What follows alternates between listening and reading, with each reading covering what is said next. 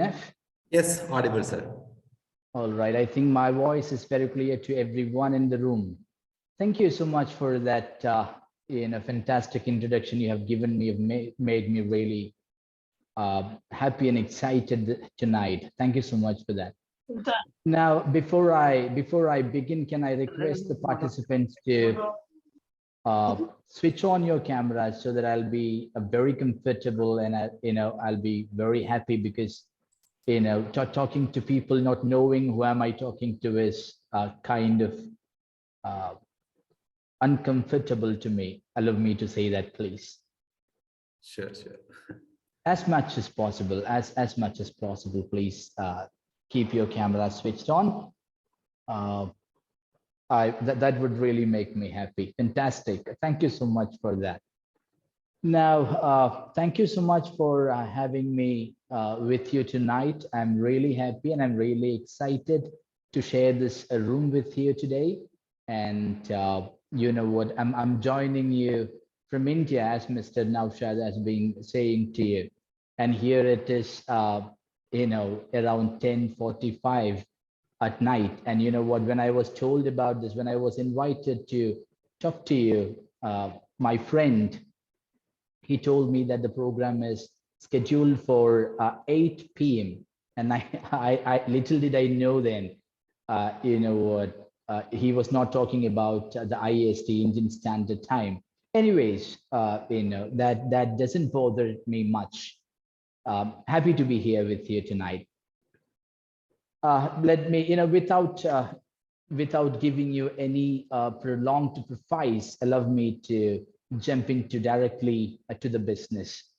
All right, so I believe, I guess, students of grade 10 and 12 are there in the room listening to me here.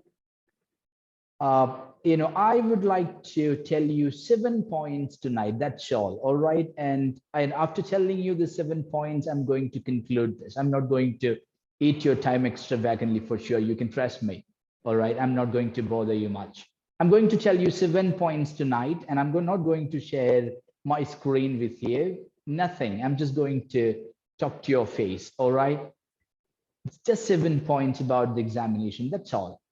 Now, number one, before telling you the very first point, I would like to tell you a very small, inspiring story, which is my personal favorite. And you know what? I used to tell this to people I get along with. I used to tell the story to my students because it's kind of very inspiring. And it gives you, the story gives you, an enormous amount of energy and an enormous amount of confidence. All right, so I believe the story will do so to you too. All right, now this is how the story goes. You know what? One day, a man was walking down the street. And as he was walking, he saw a few elephants coming by. And as he was close to the elephant, he noticed the front legs of the elephants were tied with a very small piece of rope. And he was shocked. And he was very sure that the elephants were not able to walk fast since their front legs were tied with the small piece of rope. And he was shocked. And he asked the elephant trainer, "Excuse me, got a very small doubt. You know what? The front legs of the elephants are tied with a very small rope. And since the legs are tied, the elephants are finding it difficult to walk fast. The elephants are so big, they are very strong. And if they would like to break the bone, they can break it just like that. But for some reason, these elephants are not even making an attempt to break the bond. What's the reason? I don't understand," he said. And with a smile, it seems the elephant trainer replied to this man, "You know what? When these elephants were very young, we used to tie their front legs with the same piece of small rope. And then, since the elephants were small and young, they were not able to break the rope.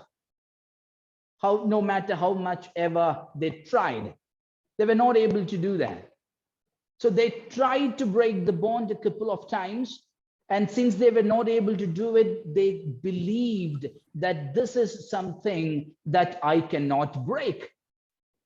And as the elephants were growing, this belief also grew along with them.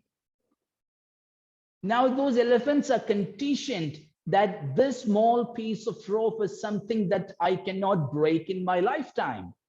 And that is why even now, these big, huge, strong creatures, they are not even making an attempt to break the bond. Now, my dear friends, my dear brothers and sisters who are listening to me here in the room tonight, is it not our problem too? How many of you here in the room really believe that mathematics is not my cup of tea? Science is not my cup of tea. Malayalam or English is not my cup of tea. You believe it this way. Just because you failed in mathematics 1 grade 5 or grade 3, you believed mathematics is not working out for me. That's not my cup of tea.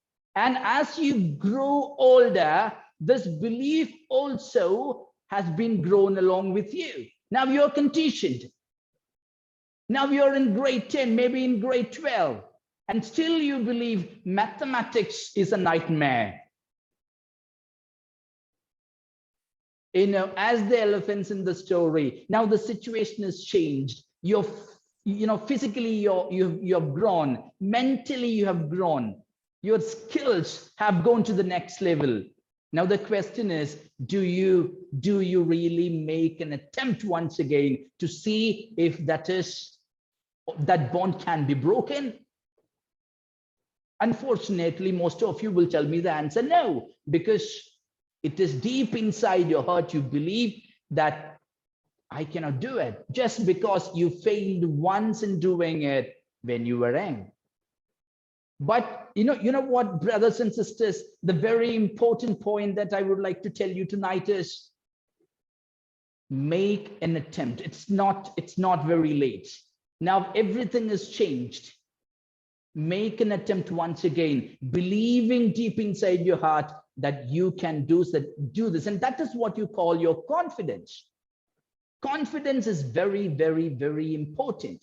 And if you do not have this confidence, I'm telling you, take this from me tonight, you're not going to do anything. You're not going to be anything. For sure. There is no question about it. Now, first, you should have this confidence and you should believe in you. I can do this. Let me give it a shot. Let me give it a try. That's very important.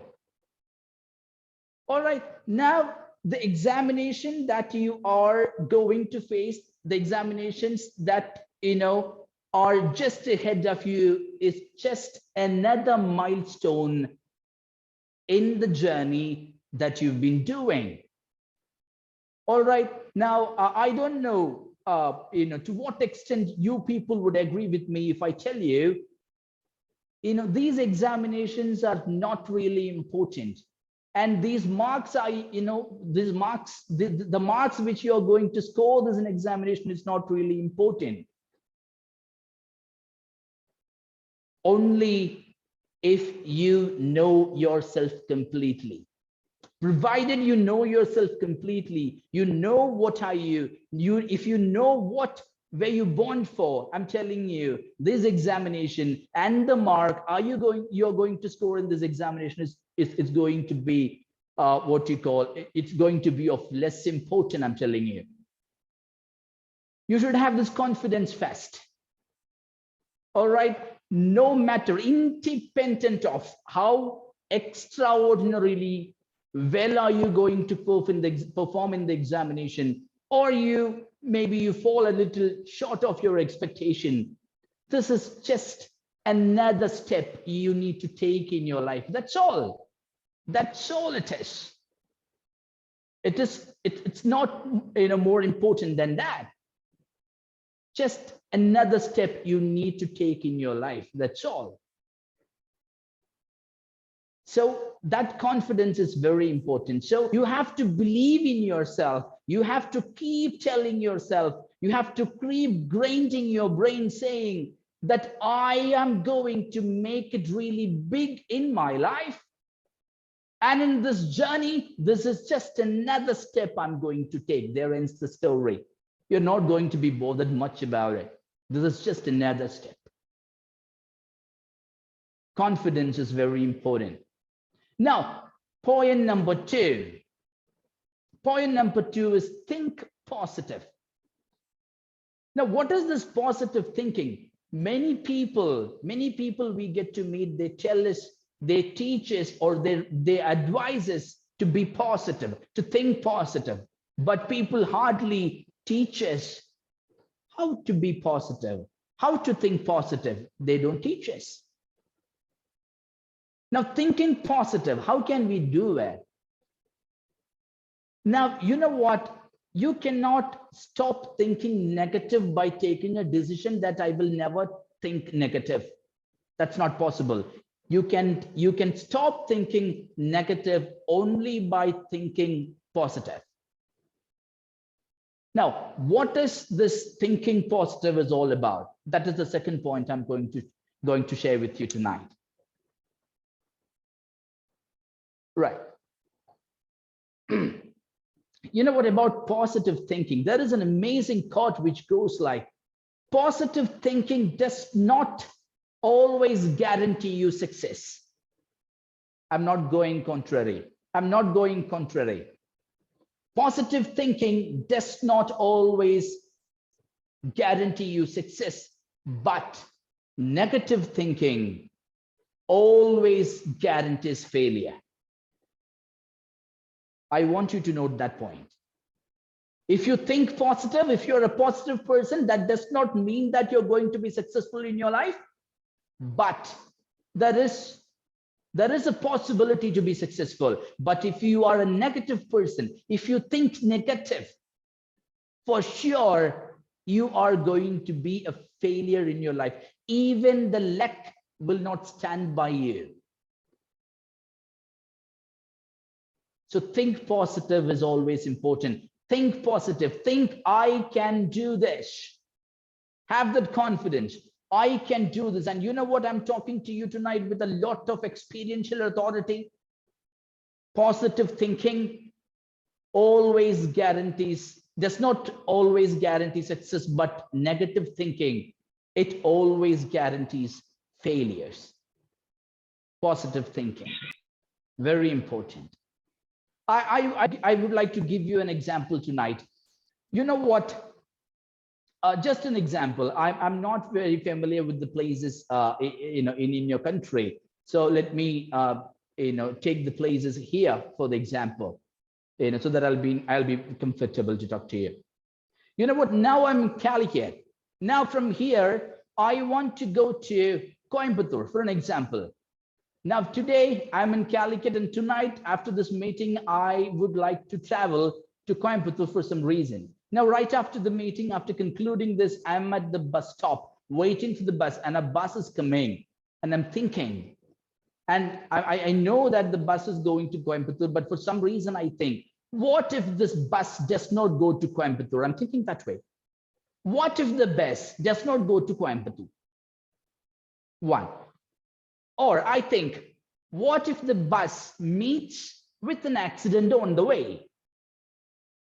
I'm not going to board the bus. I'm not going to get into it, right? See, you have not even got into the bus. Even before that, you have started thinking, what if the bus meets with an accident? What if the bus does not go to Coimbatore? So there are two things, there are two types of fears which really prevent you from being successful in life. One is fear of failure, fear of loss, and the other one is fear of mistake.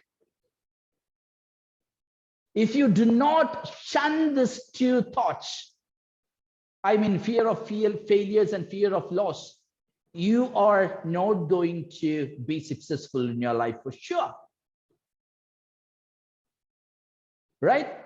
So see, you get into the bus, at least you'll be moved to a place where from you are now. That is why we say even a wrong action would take you somewhere, but inaction would take you nowhere. Now you should have this courage to make an attempt. This is what I know. I'm going to do this. This is what I'm capable of. I'm going to give it a shot. And the end result is not in your hand. Let the God decide. No problem. But have that confidence and have that positive way of thinking. Now, point number, and before getting into the point number 3, and cultivating this habit of approaching your examinations with positive thinking, which is born out of desire for gain, not fear of loss, desire for gain. For example, you're sitting the examination and you are about to receive your question paper. And most of us, even I did the same when I was sitting for the examination, when I was doing my schooling. It happens with human beings. There is nothing wrong in that, but still we need to do something to come out of it.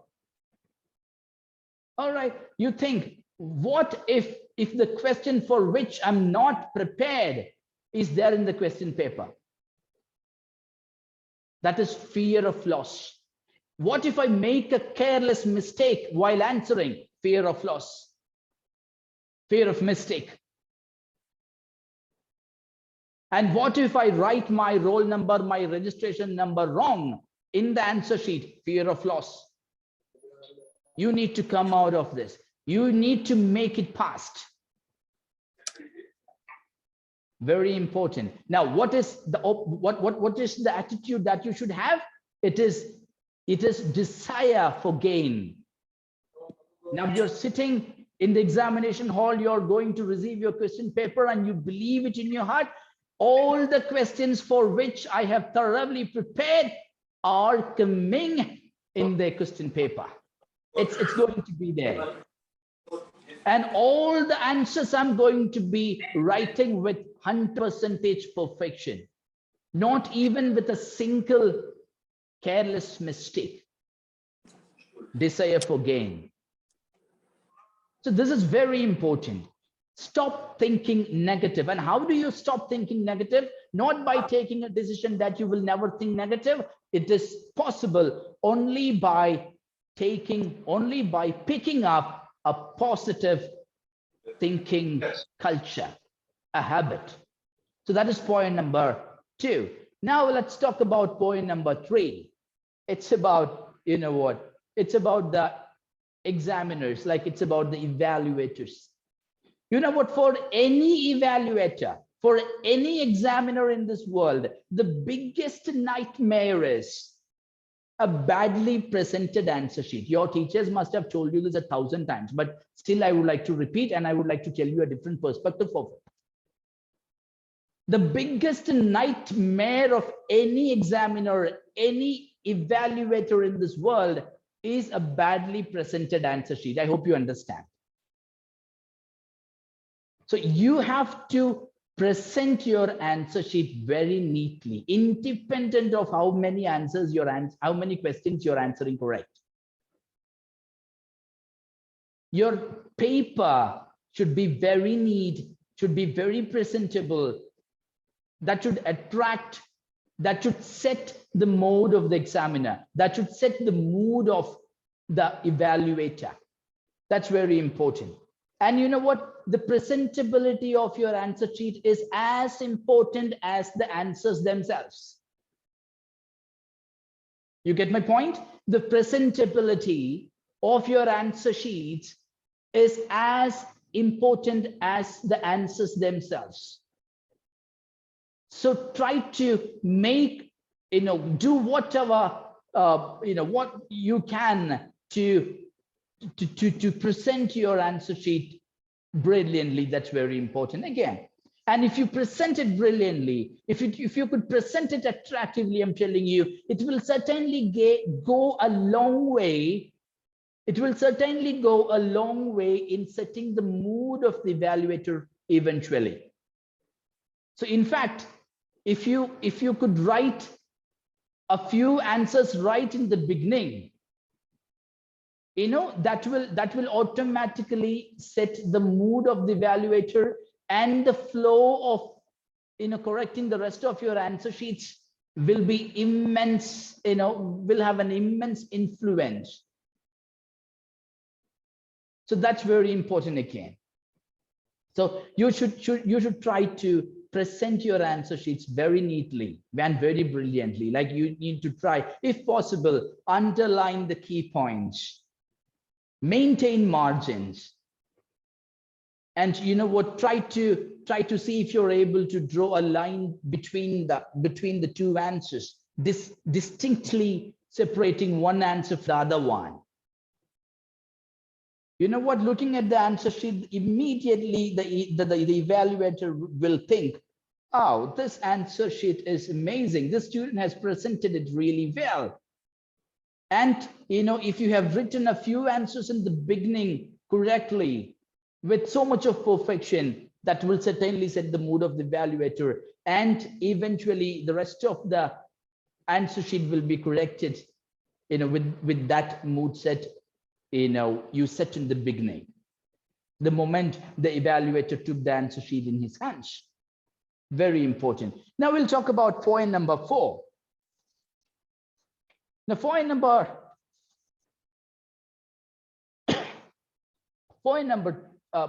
4 is, you should, normally students do this. The moment they get the question paper in their hands, they start looking for the questions for which they are not prepared. You agree with me? This is what happens. How many questions are there in the question papers for which I am not prepared? This is what you look for. Stop doing that. That will never help you. That will never help you, I'm telling you. Stop doing that. All right. So, and point number 5, very important. And almost all the students do this, but I don't want you to do this. Do not discuss your question paper with your classmates, with your teacher, with your tuition teacher after the examination. Is that clear? Have I made that point very clear to you? Do not discuss your question paper with your classmates, with your friends, with your tuition teacher, with your subject teacher, with your principal. No. With nobody are you going to discuss the question paper after the examination, because past is past. Nothing can be done about something is over. That examination is over. Maybe after coming out of the examination hall, while discussing the question paper, you realize you made a mistake. You made a careless mistake while answering question number 5, for which you were thoroughly prepared. Actually, you expected centum in that subject, but making that careless mistake left you at 99. Now you're worried about it. No matter how much ever you worry, that's not going to help you, because that examination is over. Nothing can be done about the previous examination, which is already over, but so much can be done. So much can be done about the subsequent examinations. Now, maybe you realized that you make a mistake there, and that will demoralize you, and that influence, or that will cause you,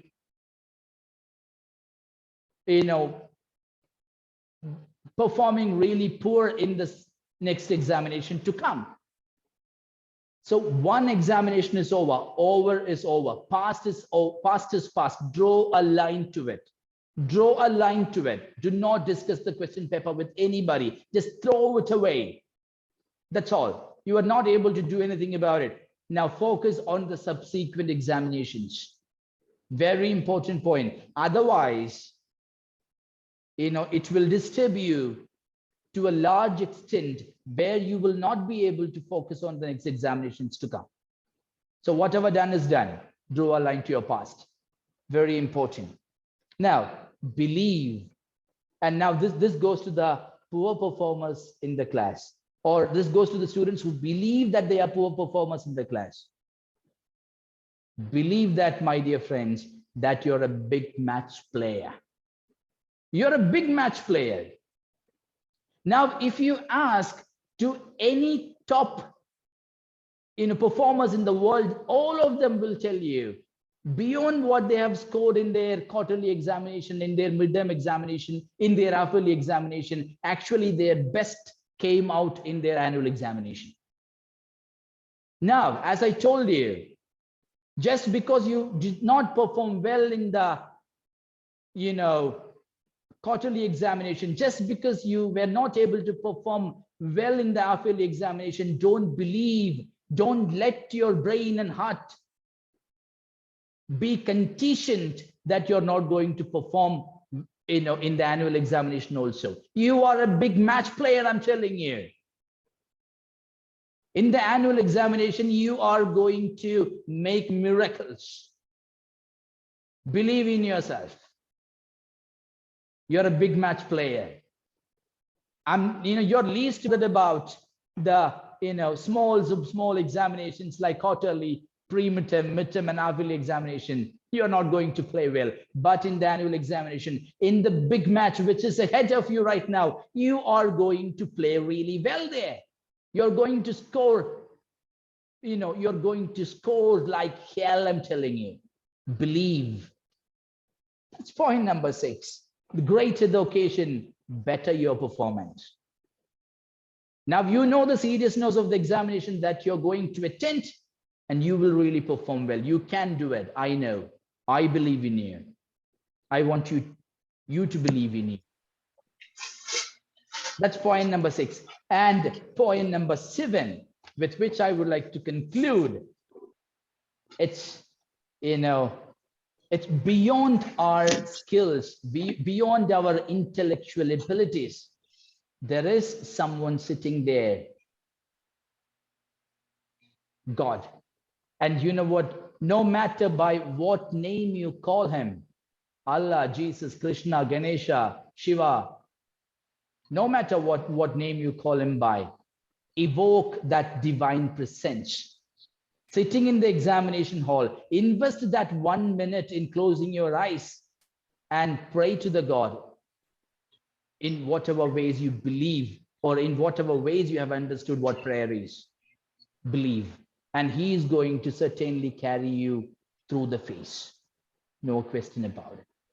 Now, all these 7 points, I don't want to tell you more, even a single point more than this, because it covers everything.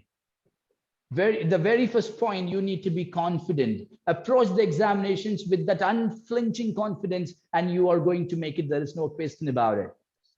Come out of those beliefs you had in the past. Now everything is changed. Your brain, your physics, everything has been grown. Now you are capable of doing it. You are able to do it. Just by making an attempt, you will break the bond just like that. Point number 1. Point number 2 again. It's about thinking positive. Underline this word, not in your paper, but in your heart.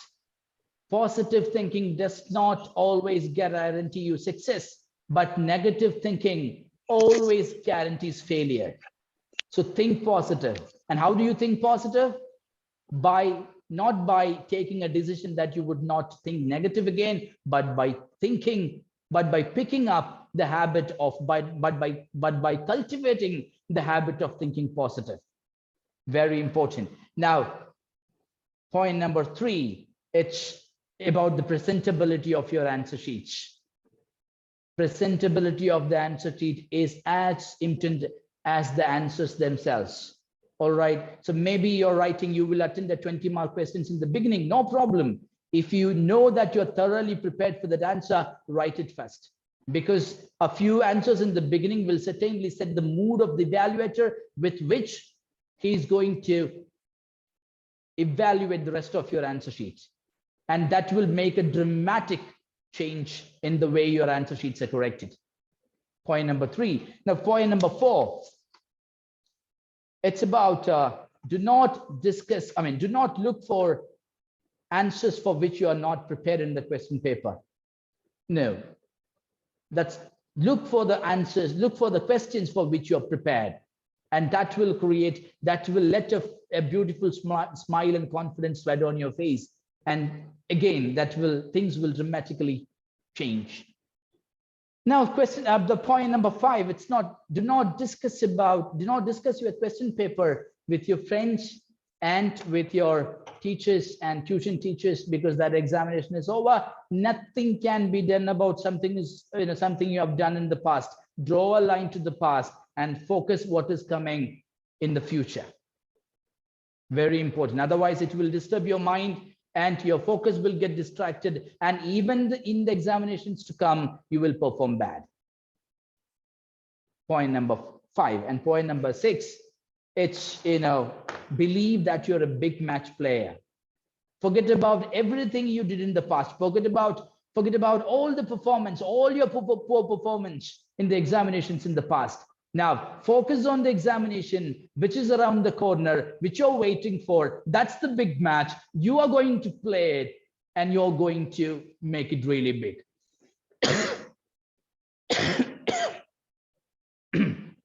Excuse me. Sorry for that. And point number 7, beyond everything, beyond our intellectual ability, beyond our capabilities, there is someone, our creator. Evoke his presence, evoke his divine presence, no matter by what name you call him by. You might be a Christian by religion, you might be a Muslim by religion, you could be a Hindu by religion. But all of us, we believe in God. Evoke his divine presence. Invest that 1 minute or 2 minutes in praying. He will certainly carry you through the phase. No question about it. So that's all I would like to tell you tonight. And you know what? I'm expecting a message, an email or a WhatsApp message from your teacher, or maybe from yourself, saying that, I have, after your examination, I have really done well in the examination. All right. I have proved that I'm a big match player. I have realized how confident am I. I'm expecting a message from you, and all the very best. Break a leg. I'm telling you, believe in yourself. You are going to kill the examination, and you're going to come out with flying colors. I'll be rooting for you. All the very best to you, and thank you so much, to the team, to the organizer for having me invited once again. Thank you. That's all. Thank you. I'm done. Thank you, sir. Thank you, sir. Your valuable words will help our students for upcoming examination. Inshallah, they will get an energy for their coming examinations. Thank you for your valuable time with us. And the students, if you have any question, you can ask. Sir will be with us within 5 minutes. You can ask the questions. Yes, of course, I'm here. Please. If you have.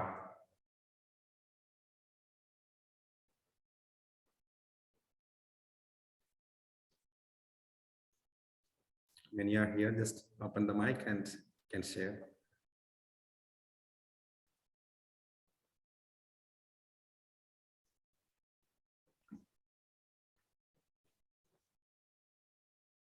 Nobody is asking. It's clear, that much clear? Yes, sir. Okay. Sir, could you provide any tips for before the exam?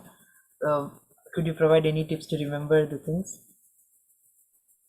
I'm sorry, that was not clear to me. Could you please come again? What were you asking about? Sir, 15 minutes or half an hour before we go to give the exam, we by heart a lot of things, which leads us to forget everything. And one of the most famous tips is that you should not by heart anything within that time period. So do you have any more tips so that our brain, psychologically, our brain will All remember right, all everything? right. Now, I got it. Now, that's a good question. And you know what? Many students, they have this question in their minds, I guess. You know what? This is very important that you're ensure that you are not, spending, you're not burning your midnight oil before, like the previous night of your examination. That's very important. Stop preparing for your examinations 1 or 2 days prior to your examination starts. That's very important. All right. Now you are going to be in the examination hall in half an hour, and you in a hurry, you're preparing for everything. You're trying to recollect everything, turning the pages here and there. That will definitely never help you. Excuse me. That's very important. So you need to stop preparing for the examination. Like by saying you need to stop preparing for the examination, what I mean is that you should stop learning from the textbooks in at least 1 or maybe let us put it this way, like 48 hours prior to the examination. Stop doing that. Try to be relaxed. Bring your brain and heart to a very relaxed state.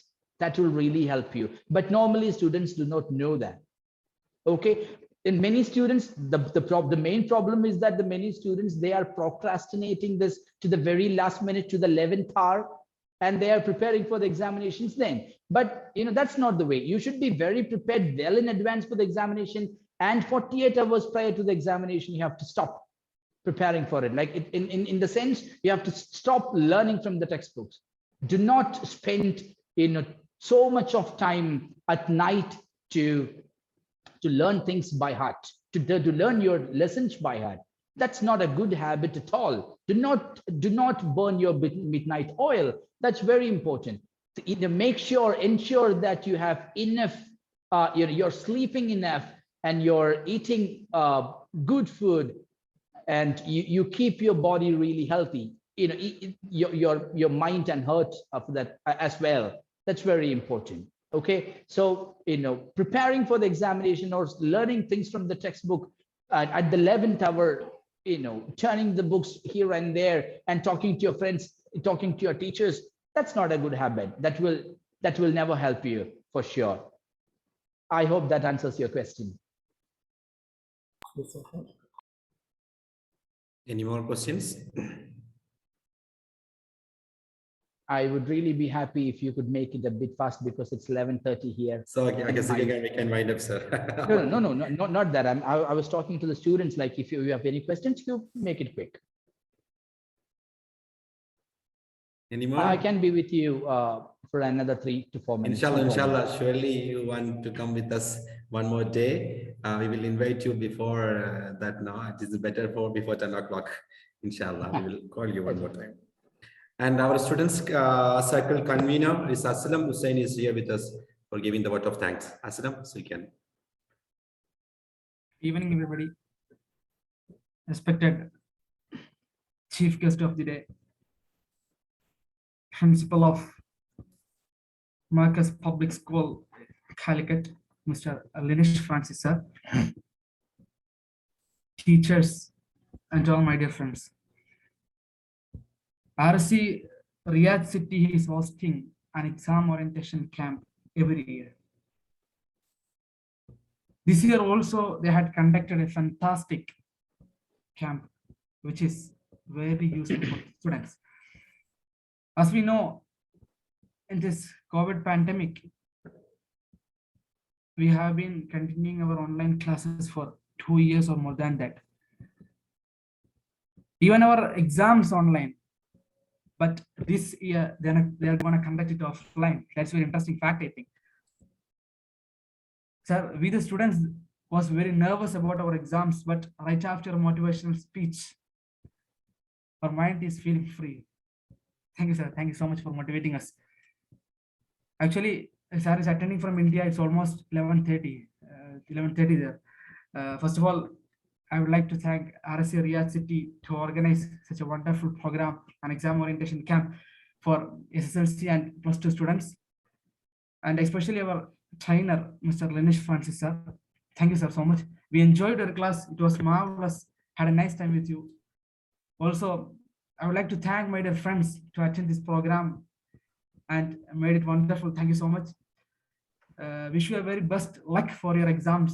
Have a wonderful future. Enjoy your life. That's it. Thank you. Thank you. Thank you very much. Thank you.